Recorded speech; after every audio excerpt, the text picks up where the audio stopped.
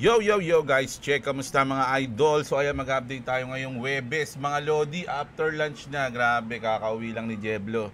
Pero kahapon, no, hindi, ay kagabi. Actually, inabangan ko pa, kaya lang sobrang gabi na. Nagkaroon ng internet. Nawala kasi ng internet kagabi, yung Converge. Buong Caloocan. Grabe, so kaya hindi ako nakapag-update kagabi. Wala tayo. Sabi ko, inintay ko, tagal, sabi ko, nung oras na, alas 10:30 na. Sabi ko gano'n, bukas na lang ako bawi. So, halos 11 na yun mga lods, bumalik yung internet. So, gravities mga idol. So, ngayon, bawi tayo ng news. Malupit mga news natin ngayon, mga idol. Grabe, kahindik-hindik at kagilagilalas ang mga news natin. So, check muna natin yung chart. Mga idol, ano na nangyari sa inyo? Ano na ba? Bumababa uli? Ayan o, nag-short ako kanina. So, nakapag-trade ako kagabi. Ayan, kaya lang sa cellphone ko lang mga lods, no? Hindi ko na matiis yung urge. So, nakapag-short tayo. Pero kagabi pa yon mga lods. At onti lang. Naging 93 na yung ating asset. So, mamaya, pagkatapos ko mag-upload, baka mag-trade ulit tayo ngayon. Sa ngayon, bias ako sa 15 minutes time frame ako Hintayin ko pa medyo bumaba ng konti. Kahit mga bandang dito bago ako maglong. Ngayon hindi na advisable mag-short Kasi pag ganito medyo baka pababa na to Ay na to Pwedeng bumalik na to So hintayin ko pa nga medyo mag-drop ng konti kahit sa kalahati, 50% na itong na to. 50%. Ayan lapit na. 50%. No, kasi kapag tinagos niya yan, may chance pa na kunin niya tong liquidation dito. Mga idol. No, so check natin mamaya. Pangit na ngayon, maghihintay na lang tayo. So ayan yung ating chart ng XRP. So tignan natin ang presyo nila. Bitcoin balik ng 93k. Mga lods, no, kanina 93.7 to Grabe naman, ang bilis naman nun. 93.7 ba o 93.4? Nagano lang ako, naghatid lang ako sundo. Hatid pala, tama, hatid sundo. Hinatid ko sila boss, tapos sinundo ko si Boy WhatsApp. 94 pala, hindi pala 97. Sorry, 94. So ngayon, 94 to 93. So, lapit lang pala, mga idol. So, punta na tayo sa ating mga balita, mga loads. No? Crypto bubble muna tayo, mga idol, sa hours natin. Siyempre, pagdating ng hours, tinignan natin yan. Medyo pa iba-iba yan. Babase tayo sa day. Sa day natin medyo green pa rin, no? Kasi medyo uptrend pa rin yung market no? So, eto na nga ayan na nga ang mga na-liquidate. 338 million dollars liquidated in just 24 hours. Sa long, ang mga na-liquidate is nasa 117.7 million dollars. Grabe rin yan, no? Pero yung short ang took the bigger hit with halos doble, 220 no, 220.4 million dollars ang nakirig. Ang tinamaan, mga lods, no? Grabe. Kahit anong nangyayari sa market, talagang may liquidation, no? Mapa-short, mapalong, talagang tatamaan ang humarang. Grabe. So ayan, punta tayo dito muna sa Pilipinas mga idol. Ito muna tayo sa YGG. Sabi dito, Konektadong Pinoy Act to slash internet prices by 40%. Payag ba kayo? Ako payag. Siyempre mga idol, no? Mababawasan ng presyo ng internet natin. Kasi kung tutusin lang yung binabayad natin, mga lodi, sa internet ngayon, hindi worth it. Sabi ko nga sa inyo kagabi, walang internet Isipin nyo yung abala nun. Di ako nakapag-news, di tayo nakapag-upload ng video. Diba? Yung trabaho ko hindi ko nagawa. Kagabi yun mga lodi. Tapos magkano binabayad natin, 'di ba? Medyo malaki-laki din, mga idol. So ngayon, gusto nilang babaan, no, ang presyo. Imagine your internet become faster and 40% cheaper. 40%, 'di ba? With the rollout of the Konektadong Pinoy Act's new implementing rules, the Philippines is gunning for the most affordable internet in Southeast Asia. The implementing rules and regulations streamline permit processes and improve competition, including for foreign entrants These improvements could drive significant price drops and better speeds as early as 2026. Grabe yan, mga Lods, no? Ako, pabor ako dyan. Sana nga mangyari yan, mga Lodi. At 2026 is talagang sa tingin ko is magiging big, no? Pagdating sa Web3 at sa internet and crypto, mga Lodi. Eto, sa tingin nyo, at kasi may ano ako dito sa mga ganitong news eh. Sabi dito, a hooded CryptoPunk just sold for $545,000, no? So mga nasa 32 million pesos. Bumili siya ng ganito, no, ng NFT. The Punk's collection remains one of the most highly valued NFTs in today's market with a floor price of 38. Nako, laki niyan, mga idol. The version with the hoodie fetches at least 5 times higher. With NFT values have slowed down, market interest remains for high value collectibles. Eto, minsan mga idol, di ko sinasabing eto yun pero baka siya rin, no? Minsan nangyayari yung ganito na may bibili ng 545,000, bibili ng NFT na $1 million, pero yung bumili na yun sila rin yun. Gagawa lang sila ng ingay, gagawa lang sila ng hype, no? Para may bumili ng NFT. Uso pa pala yung NFT. Kumbaga umaasa sila na magkaroon ulit ng interest sa mga NFT, lalo na sa CryptoPunk o kung ano man, Bored Ape Yacht, mga ganun, na bumalik yung interest nila sa NFTs, 'di ba? Pero ang totoo sila rin yung bumili. Binili mo yung sarili mong item o binili mo yung sarili mong NFT, 'di ba? Ganun yun, mga Lods. Minsan hindi ko sinasabing hindi ako nagbibintang, hindi ko sinasabi na diskarte nila yan. Pero nung mga panahon ng NFTs, mga idol, gawain niya ng mga developers, ng mga holders at ng mga sellers. Sila rin yung holders, sila rin yung sellers. Tama yung sinabi dito. No, the buyer is the seller also. Second account niya bumili, lipat coin. Pwede po bang money laundering niya pwede rin gamitin, di ba? ₱100. Hindi ko bibilhin yan pag ibebenta sa akin, di ba? Kahit isa 100 pesos daw, hindi niya bibilhin Pwede rin ginamit sa laundering, di ba? Money launder. Anong masabi nyo rito, mga idol? Ginagamit na yung mga NFT sa mga ganyan. Pero again hindi ko sinasabing ito yon. May mga issue lang na ganyan dati pa, mga idol, na diskarte nila yan, mga Lodi, no? Para bumalik yung interest sa mga NFTs. Pero sa totoo lang, bagsak ni NFTs ngayon, mga Lods, no? Nangihinayang. Yung Axie ko na 64 pieces, halos ang pinakamahal ko na bili doon sa isang sa isang Axie ko. Sabi natin isang team. Sa isang team ko, yung Jumping Poison na team ko, ang bili ko doon dati mga nasa 170k. Yung tatlo na yun. Ngayon nandyan, magkano na lang isa? $2 na lang isa, $3 na lang. Di ba? Grabe yun, Jumping Lason. Ang lakas dun dati. Ngayon wala na, di ba? So ako tanggap ko na ngayon na panahon kasi ng NFT noon, no? At medyo syungas-syungas tayo dahil hindi natin nabenta nung maganda pa yung price niya. Pero kung sa collection na lang, ako iyaano ko na lang na experience, collections ko na lang yung mga Axie na yon. So okay lang sa akin, mga Lodi. At malay nyo naman, magkaroon ng bumalik yung Ronin o yung Axie Infinity team, na magkaroon sila ng idea na magpapabalik sa hype ng Axie Infinity. Malay nyo lang, di ba? Pero malabo na sa akin yun, mga Lodi. Ito na. Just shut your mouths. Invest everything in me. Sabi dito, Japan PM quotes Prime Minister yan. Japan Prime Minister quotes Attack on Titan to attract national investment. Ginamit pa yung... Sino ba nagsabi niyan? Si Eren Yeager? Si Eren Yeager ba yung nagsabi niyan sa Attack on Titan?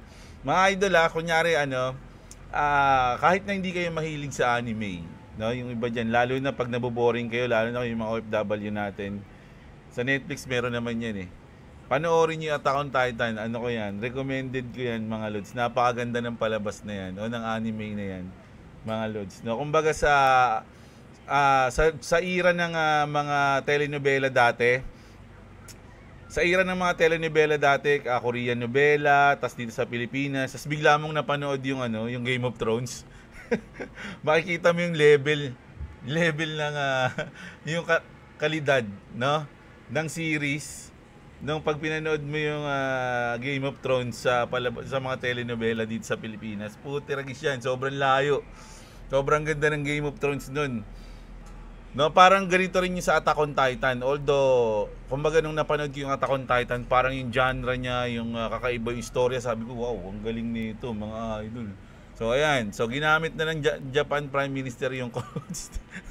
Si Erin ba nagsabi niyan? Japan's Prime Minister Sanae Takaichi opened a major Saudi-led investment forum with an Attack on Titan quote.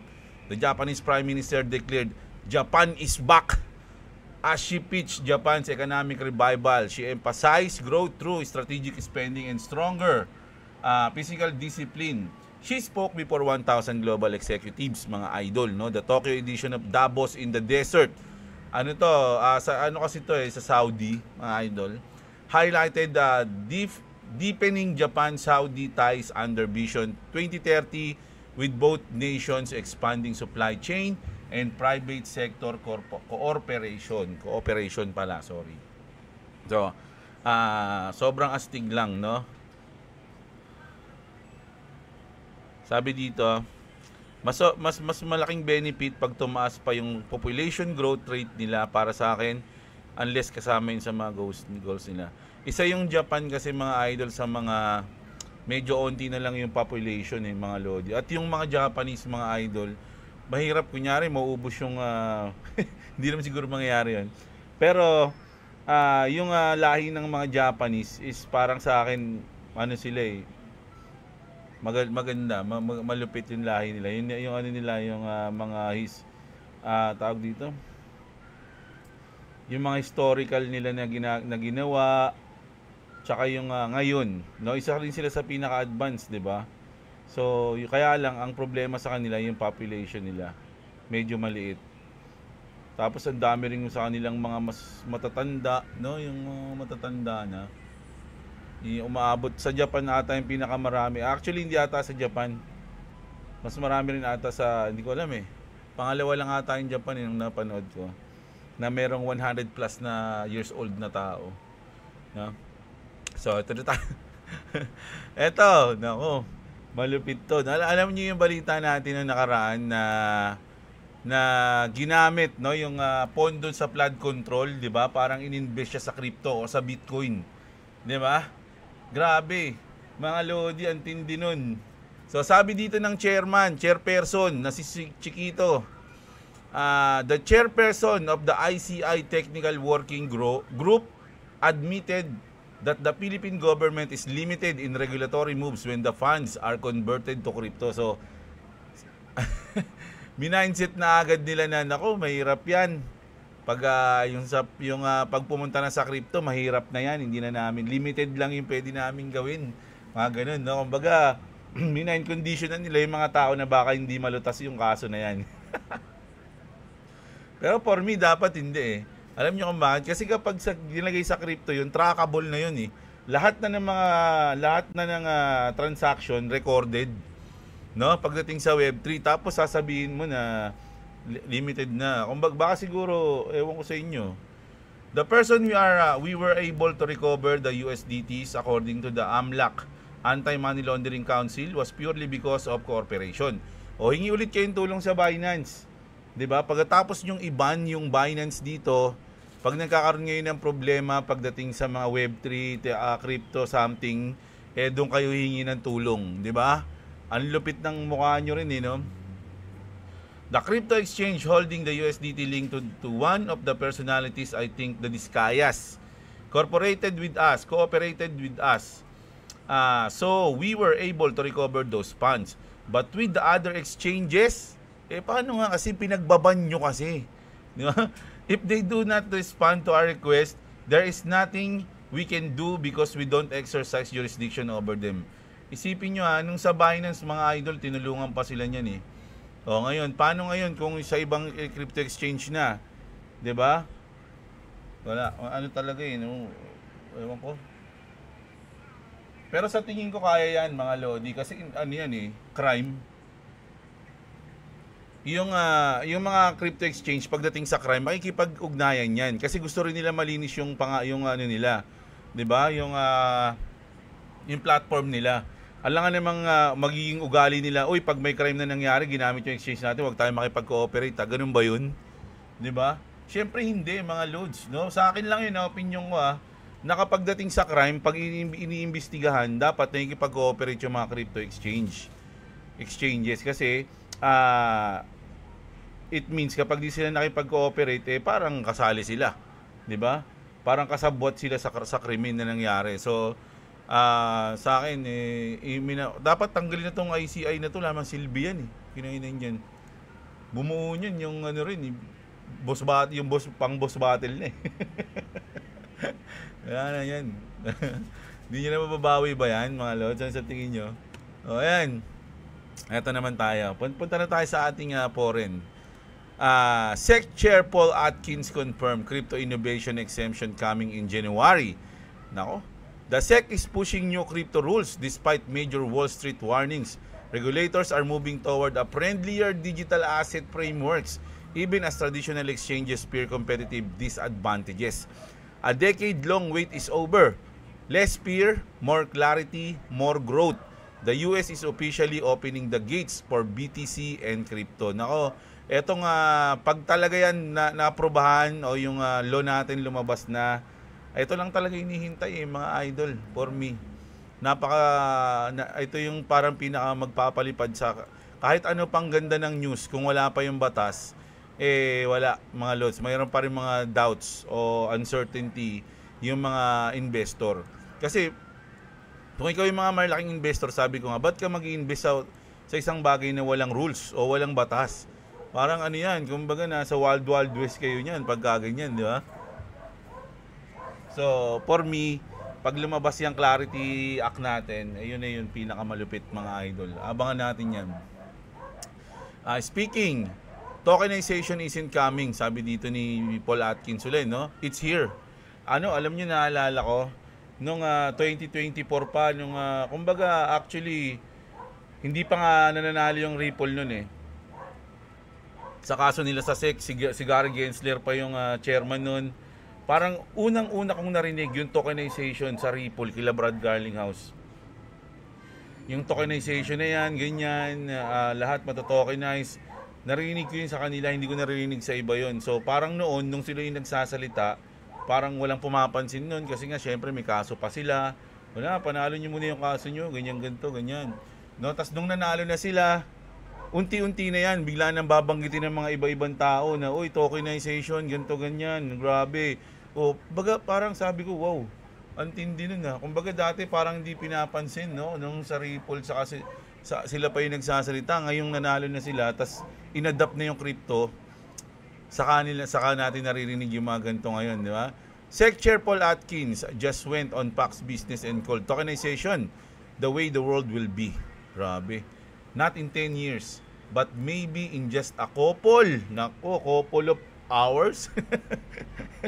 Hindi, mga couple of months siguro yan mga lods, no? Kasi kundi couple of months, couple of years, no? Kahit ano pa yan, it's not a matter of if, it's a matter of when. Yan mga lods, ganun na yun, no? Kumbaga hindi mo na mapipigilan yan, which is for me napakapasit. Ako sa tingin ko sa Ripple tatakbo lahat to eh. Kasi sila talaga yung nagpupush niyan dati pa mga idol. Sila yung pinakamabilis, pinakamura, pinaka-scalable. Charagis yan. Lahat ng mga, bahala kayo kasi syempre yung iba. Actually, okay lang pala. Kasi baka sabihin nyo, pinupush ko yun eh. Tama lang yun. Sabi nga ni Edo Parina, di ba? Sabihin mo lang sa isang kamag-anak mo, sa isang kaibigan mo yung XRP or yung Ripple. Wag mo nang ulitin kasi wag mong ugaling i-push sa ibang tao yung XRP. Diba? Ibig kong hindi nila maintindihan, hindi nila na-get, sayaan mo na.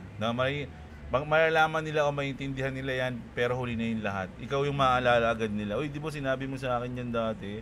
Kaya lang di ko pinakinggan ngayon. Wala na, no? Sayang kung nakinig ako sa'yo. Sana, ano na ako ngayon, cyborg na ako ngayon, gano'n. 93k Bitcoin is a level to watch. Sabi dito, mga lods, nasa 93 tayo ngayon, ha, level. Tama ba? 93.1, ako, mukhang bumababa. Sana hindi na lumaba ng 93. No? MN Funds, Michael Van de Poop, de Pope, says reclaiming 93k is key for momentum. If Bitcoin holds and pushes higher, a move toward 100k becomes increasingly likely. Oh, ayun, no? Grabe. So marami tayong mga TA master, no? Pero ito talaga malupit, mga loads. Kala ko hindi ko nasama to, iniisip ko na to kanina, dito pala. Major liquidities to the upside. Large liquidity cluster are sitting just below 100k region, setting the stage for sharp moves if price pushes higher. So ito yung mga liquidation, no? Ang laki, oh, mga lodi, kita niyo yan. Under 100,000 mga lodi, ang laki ng liquidity dyan. So kung ikaw si market maker, syempre kukunin ko yan, boy. 'Di ba? Boy, kukunin natin yan, pera yan eh. Oh, yung mga naka-short, mga lodi, no? Malamang dito yung mga liquidation nila. 'Di ba? Dito na yung mga ang dami, oh, mga idol, oh. So, pag inangat yan ni market maker, boom, paldo. Paldo na naman, mga lodi, ang si market maker at ang mga crypto exchange. So, sa ngayon, mas malaki yung chance na ubusin to, mga umangat, no? Hindi na pigilang lumipad. Kasi dito wala silang makukuha dyan, onti lang dyan, mga idol. No? Onting-onti lang dyan. Isipin nyo dito sa pinaka-bottom, halos wala, oh. Kasi hindi nila inaasahan to, eh. Inaasahan nila bababa pa, so hindi sila nag-position dyan. Eh biglang umangat na. Dito na sila humabol. Dito na, di ba? Dito na sila humabol. Nung bumaba, ay bumaba po, position tayo dyan. Men, oh, ayan. So, onti lang, mga idol, kasi maraming fear nung mga nakaraang linggo, eh. So, ini-expect nila babagsak pa. So, maraming nag-short, actually. Kaya kung titignan nyo dito, no, eto ang dami, ang kapal, oh. Mga load, so kukunin yan for me, ha. Sa akin kukunin. So pwede tayong umangat ng 100 o 100 plus, no, para makuha tong mga to, mga idol, no. So kapit lang, mga loads, no, dahil si Senator Cynthia Lummis hinted the US could soon make a move to buy Bitcoin. So si Senator, isipin nyo, Senator yung nagsasalita na yung US daw mismo, yung government, could make a move to buy Bitcoin. Pero sabi sa akin kasi, sabi sa akin, sabi kasi, mga lodi ni Trump, na hindi sila bibili ng Bitcoin. Pero ayun kasi yung gusto mangyari ni Senator Cynthia Lummis. Pero ang sabi ni Trump, no, hindi siya bibili. Ang mangyayari, hold lang natin yung mga nandito na, and then pag meron tayong mga nahuli o na-seize na mga illegal transaction using Bitcoin, at mahuli natin yung Bitcoin, ayun lang yung sa kanila yung Bitcoin, ayun lang yung pandadagdag natin. Pero yung bibili tayo ng Bitcoin, mukhang malabo. Pero pinupush pa rin yan ni Senator Cynthia Lummis, mga idol, no? Massive, sabi dito, Bitcoin final ascent has begun. Q2 2026 could be the last peak before the system breaks, mga idol. Sabi dito ni Raul Fal, just confirmed it, the 4-year cycle has become the 5-year super cycle. Kumbaga, 4-year cycle lang dati. Pero ngayon naging 5 years na. Pero hindi na siya cycle. Tawag sa kanya is super cycle. Super cycle na siya. That puts Bitcoin top not in 2025. No? Hindi na raw 2025. But in quarter 2 of 2026, a delayed climax in a dying fiat age. Mga lord. So, na-delay. No? So sasabihin naman ko, hindi, dapat kasi mag-take profit ka na, sinabi mo yun dati. So, gusto mo mag-take profit ako para halimbawa hindi ko na maranasan yung hindi ko maabutin, no, yung Q2 o yung top. Ayun mga tao yan. Sige. Nag-profit na ako, idol. Nakinuha ko na lahat. Wala na akong invest na crypto. Ayan, happy ka na. Okay na. Kinuha na natin. Wala na. Binili ko na ng ng helicopter. Na sa Toy Kingdom. Gusto niya kasi ano eh, ang kulit na nagko-comment na yun eh. Lagi niya lagi niya sinasabi, take profit ka na, sinabi mo yan eh. Take profit ka na. Tangang kulit. Ang guli, ang kulit eh. Ano ang trip nun? As ng trip nun ah. Ano, ayaw kang umunlad, mas gusto kang mawalan. Bitcoin just bounced 93.3 after a brutal crash from 83. Grabe, 10K agad, no? Market cap, 1.86 trillion. Supply, 19.96 million and shrinking fast. This isn't just a price discovery, it's monetary rebellion. In 2017 pala, BTC explode 20x. In 2021, it surged 7x. If this super cycle follows the law of escalation, we're looking at 465K to 935K by mid-2026. Wow. At this time, sovereigns are watching, institutions are exposed, retails is asleep. Ito sa tingin ko lang mga Lodi, dahil inaasahan na Q2 mangyayari to ng 2026, malamang mangyari to Q1. Para yung mga mapupomo, aasa pa sila na aabot ng Q2, pero hindi na aabot hanggang quarter 1 lang. Mga idol, no? Sa tingin ko lang So, here's the question no one dares to ask. What happens when Bitcoin doesn't just peak? O nga, paano kung hindi nga umangat, no? But replaces the things it's measured against. The dollar, no? The bonds, the broken line, this isn't a cycle anymore. It's a countdown, sorry. It's a countdown. Don't aim to profit from the top. Position to survive the end, and all gods are dying. Bitcoin doesn't peak, it ascends, mga idol. Ako, for me, although marami kasi talagang mga big institutions, whales na may hold ng Bitcoin eh. Pero ngayon sa super cycle na mangyayari, kung totoo man yan, ang ina-expect ko na magli-lead is XRP. Sa akin lang yun ha. Sa akin lang yun mga Lodi, no? Dahil sa mga adoption niya ngayon, yung 1,700 NDAs, NFT, NFT tuloy, ano ba to? ETF, no? Ayun. So, for me siya. Pero, kung si Bitcoin, okay lang din naman. Para tumaas din yung iba nating hold na coin. Ganun yan eh. Kumbaga ano tayo eh, balance tayo mga Lodi.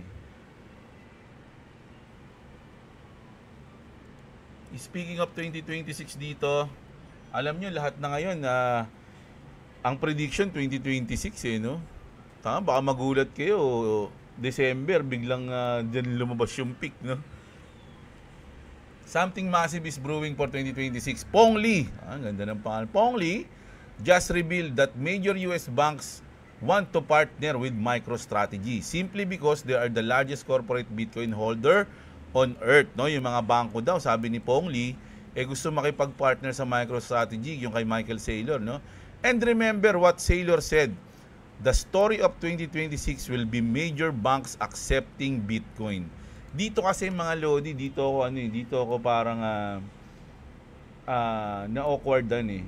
Kasi ginawa yung Bitcoin para humiwalay sa mga sa mga traditional eh.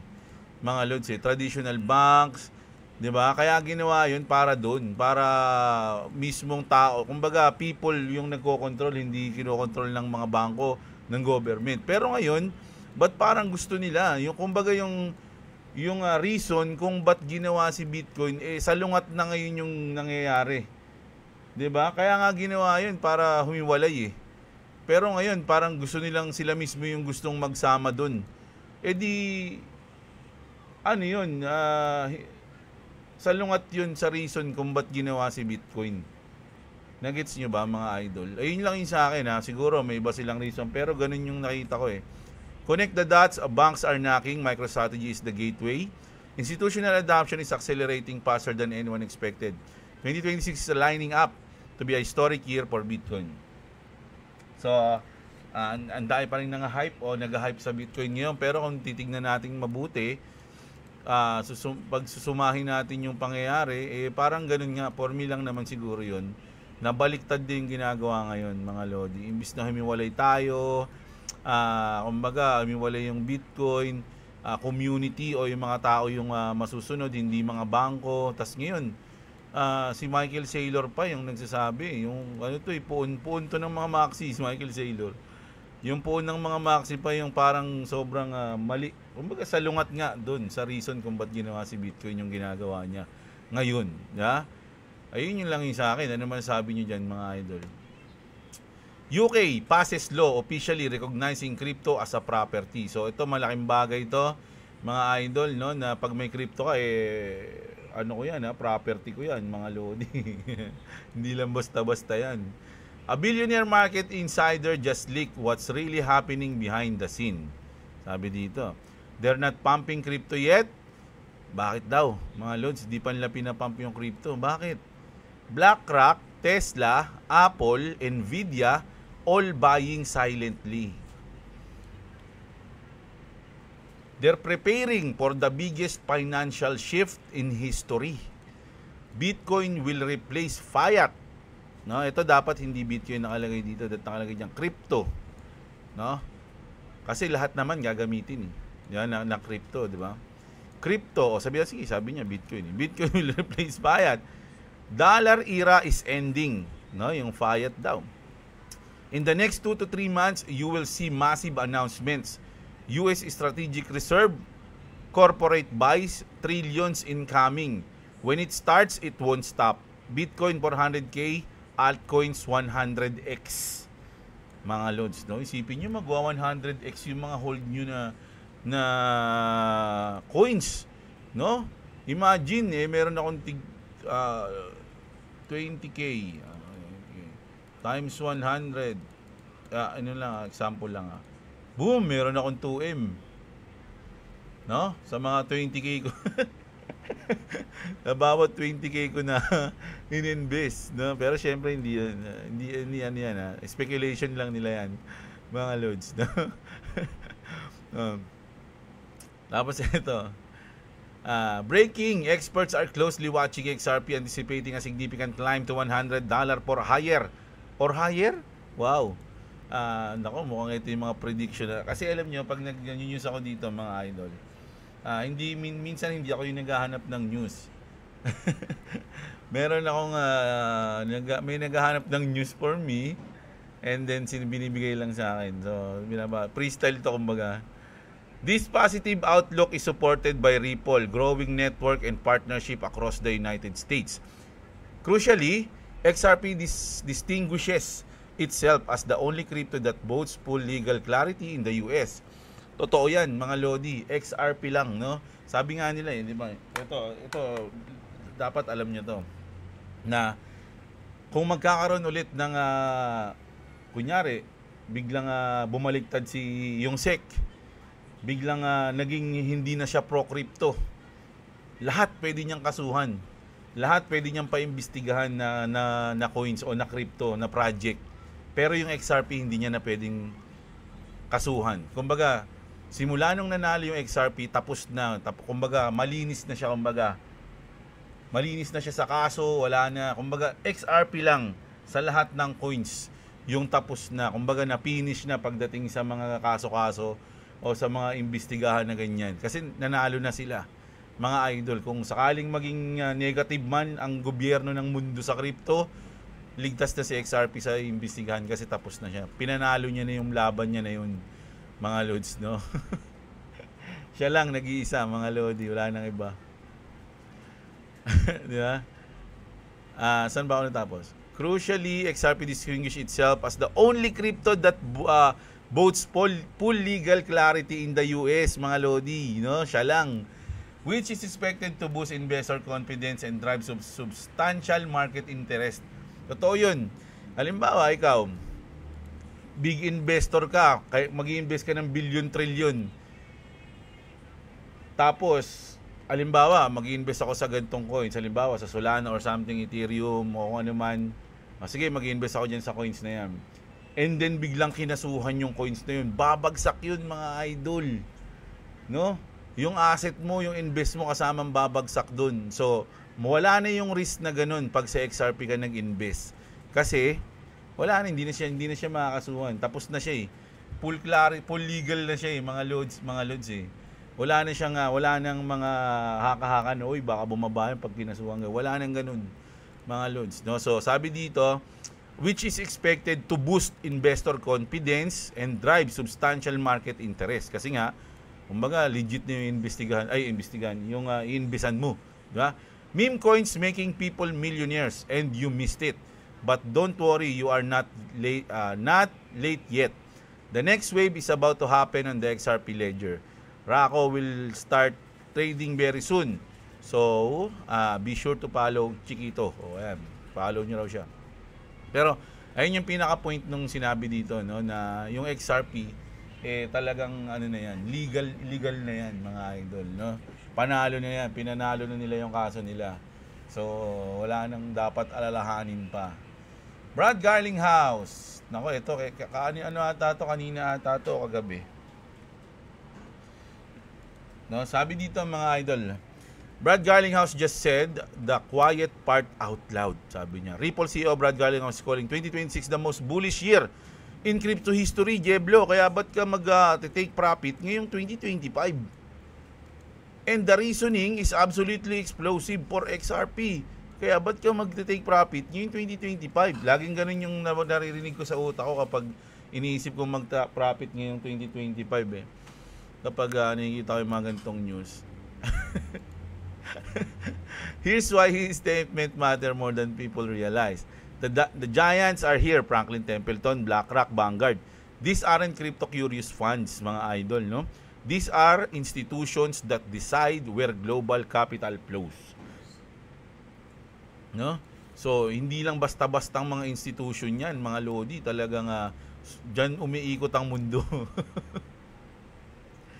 Their entry means crypto is not a niche anymore. It is becoming a pillar of global finance, mga lodi. No? The ETFs are just getting started.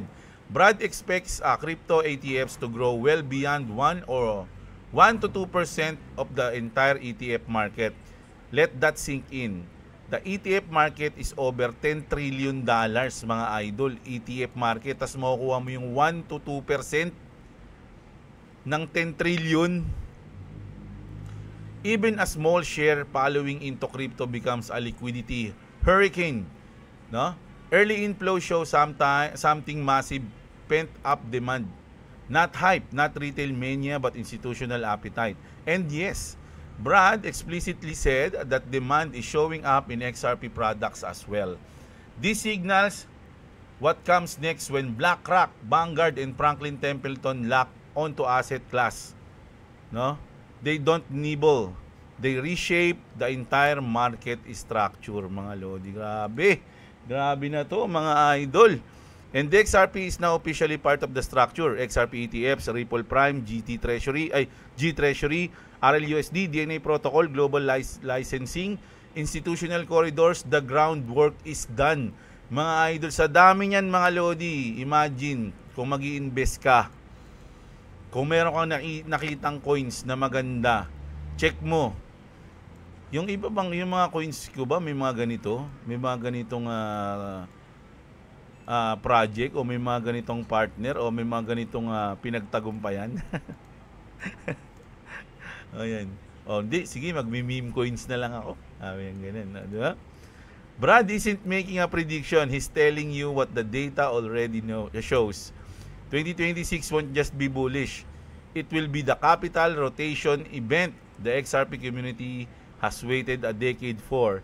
The tide isn't coming, it's already rising, sabi dito. Actually, hindi ko pa napapakinggan yung sinabi ni Brad Garlinghouse dito. Gusto ko lang saglit lang.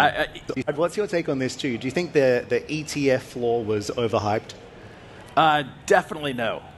Look, obviously what you were describing is all data correct, but I think you got to zoom out a little bit further and realize that this ETFs didn't exist because of the regulatory problems in the United States. They didn't exist, and in the last 2 or 3 weeks, over $700 million have flown into XRP ETFs, which is just pent-up demand from institutional investors, from investors who want access because they don't want to custody themselves, what have you. But look, again, if you zoom out to the macro level, the total ETF market, only 1 or 2% of the total ETF market is crypto. I will bet anybody here that a year from now, that will be more than 1 or 2%. there's going to continue to be inflows. And yes, you can take a snapshot of time and say, okay, there's a billion left Bitcoin ETFs or whatever the data you cited a moment ago. But if you zoom out a little bit further and say, okay, over 2026, do we really think crypto ETFs are only going to be 1 or 2% of the total ETF market? No chance. And so that, again, it's one of those macro tailwinds where Hindi lang pala kumbaga sa 2026, hindi lang 1 to 2% yun, mga Lodi, baka lumago pa yun ng ano. Sa yun yung parang gusto niya sabihin, na hindi pwedeng hanggang ganun lang yun. Ripple sits in a position where we see, particularly from our Ripple Prime, the prime brokerage business, we see a lot of interesting activity where institutions that have been on the sidelines, maybe because of regulatory clarity, maybe because of risk aversion, for whatever reasons they've been on the sidelines, they're getting involved. And they're starting small, and they're going to walk, then they're going to crawl, then they're going to walk, then they're going to run. And I think it's going to create a lot of tailwind. So this moment in the market. Grabe, no? Sabi nga dito, Brad didn't drop a forecast. He dropped a signal, no? The money's moving and XRP is right in the center of it. Yun yung sinabi dito. Grabe, no? XRP, yung sinabi niya, no? Yung sinabi ni Brad Garling, 700 million, eh. XRP surge on massive inflows. XRP pulled in 289 million this week lang, pero month kasi yung sinabi niya Brad Garlinghouse. One of the biggest yet overall digital asset ETFs recorded more than 1 billion in weekly net inflows. Grabe naman yan, mga Lodi. At eto, mga Lodi, no? Kilala niyo siguro si 24 Hours Crypto. Pag sa intro ni 24 Hours Crypto tsaka sa ending ng video niya, lagi meron siyang mga kanta doon na, ewan ko kung AI gumawa nun. Pero magaganda, catchy. Pagdating sa mga XRP Army, ayun yung salute. No? Salute, pero dito ang galing, mga Lods. The 1-year anniversary of Salute XRP is coming. Palo ko nga ito. Is coming up, and we just locked in a billboard on one of the busiest street in Panama City. This is only the start. Thank you everyone for person in this journey. So ayan na nga, mga Lodi, no? So XRP salute, no? Ayun yung ano diyan. Tapos speaking of endorsement or something, sabi dito ng Ripple mismo, we proud to be part of the Pledge One network this Giving Tuesday and featured on the Nasdaq Tower for our commitments to giving back and using crypto for good. Thank you to our non-profit and university partners for making an impact with us year around. So, meron din silang parang commercial na sa street ng sa building ng Nasdaq, no? Nasdaq Tower. Oh, di ba? Solid. Oh, so, puro good news ngayon, pero mukhang meron tayong bad news sa last news natin. Pero po, di ko alam kung parang kayo yung bad news to. Baka kay Michael Saylor lang eh. Pakinggan niyo yung sinabi dito ni Jim Cramer, the legendary Jim Cramer, mga idol. I would say that this man is not to be trifled with. Saylor will come on Squawk, he'll come on everywhere, he'll come on every show. I wouldn't shock. Sobrang bullish niya kay Michael Saylor eh, mga idol eh. Si Jim Cramer tayo. Nakakatakot yan. Kung sobrang bullish ka sa tao na yun, malamang bearish mangyayari doon, mga Lodi. Alam nyo naman to. Diba? Ayun ganyo ulit. Man is not to be trifled with. Saylor will come on Squawk, he'll come on everywhere, he'll come on every show. It wouldn't shock me. He pops up at the White House for all I know. He will do whatever's necessary. He is the Malcolm X of Bitcoin, okay?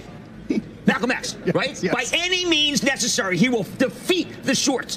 Defeat the shorts. We will see. That's what his job is. I mean, when he gets up in the morning, he puts on whatever kind of men's warehouse thing he's got going. He comes in, he goes, I'm getting him today. Yes. I'm getting him today. And I got to tell you, he's good at that. There are a few of those. You can throw Alex Karp in there, Yep. Musk over the years, Yep. complaining about the shorts. But, you know, he could be Vrabel. Grabe, no? Sobrang bullish niya kay Michael Saylor. Kung ako si Michael Saylor, kinakaba, pinagpapawisan na ako. Ito na kayo mangyayari sa akin. Oh my God. Ba't mo sinabi yan?